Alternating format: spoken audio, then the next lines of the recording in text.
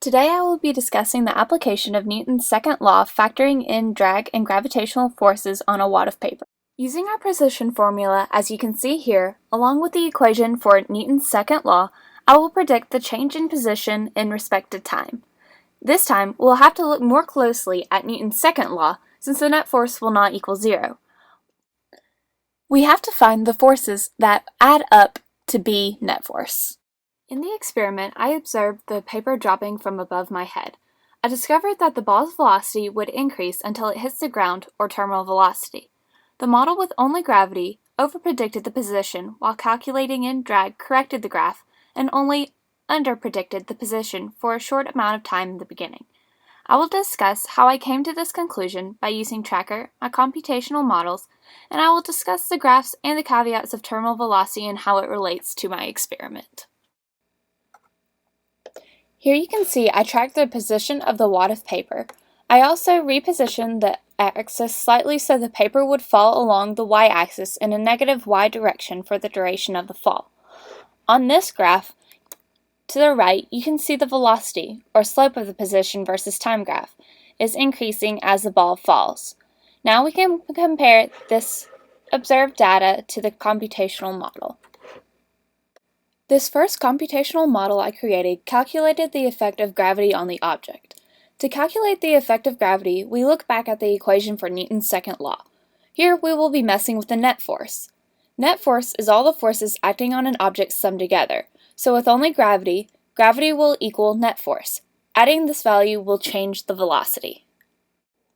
To create our computational model, we begin by plugging in the data that we got from Tracker, like ball mass, start position, and start velocity. And then we have to code the formula for gravity. We do this here in the loop that will predict our velocity and position. As you can see here, you have W equals the mass of the ball times the gravity constant, 9.8 already defined above, times J hat, which makes the gravitational force effect in the direction it is supposed to. This is defined above as well, here. Now you see if you run the code, the ball movement is similar to the movement of the falling paper in my experiment. But, as you can see, there's only one force acting on it, shown by the arrow. But if you compare the two graphs, the model greatly overpredicts the position. Now why is this, and how could we fix it?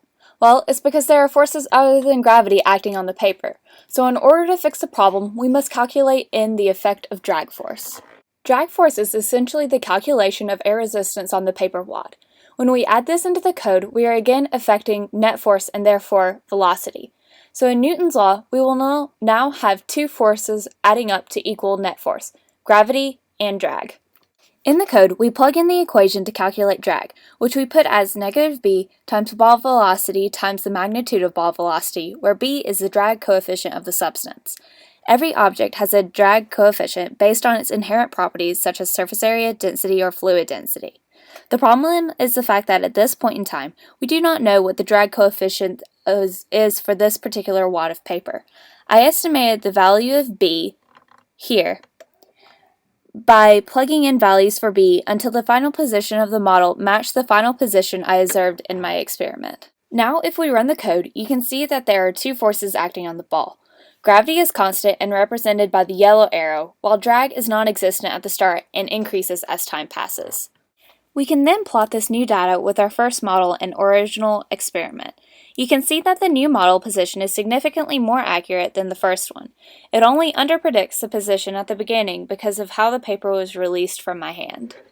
Which model predicts terminal velocity? Terminal velocity is reached when the drag force cancels out the force of gravity and therefore the object will continue to fall at a constant velocity for the rest of the fall. The model without drag, blue, will never reach terminal velocity because there are no forces acting against gravity. But the model with drag is different. My specific model for the time frame my paper was dropping may not have had time to reach terminal velocity, but on the model, if we change the time frame to be less than 3 seconds, we can see the forces shown by the arrows become equal. This means the ball has reached terminal velocity. What if you threw the ball downward? If an object were initially thrown downward, terminal velocity would be the same as if the same object was initially dropped from rest.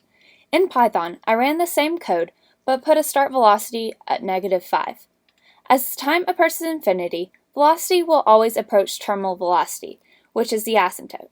So as you can see on the graph, they both approach a terminal velocity of a little lower than -3. So in conclusion, to correctly predict a falling object's motion, you need to consider all forces acting on the object, and in this case, those are gravity and drag.